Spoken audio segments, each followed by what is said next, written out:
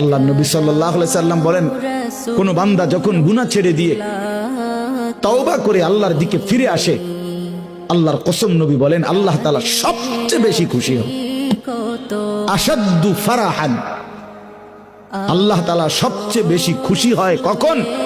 বান্দা আল্লাহর দিকে ফিরে আসে যখন।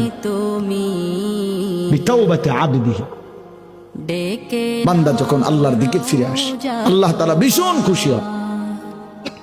গুনার নাফরমানের জিন্দেগি ছেড়ে দিয়ে আল্লাহর দিকে যখন ফিরে আসে, আল্লাহ তাআলা তখন 7 আসমান সাজিয়ে দেয়, ফেরেশতাদেরকে বলে আসমান সাজিয়ে দাও, জান্নাত সাজিয়ে দাও।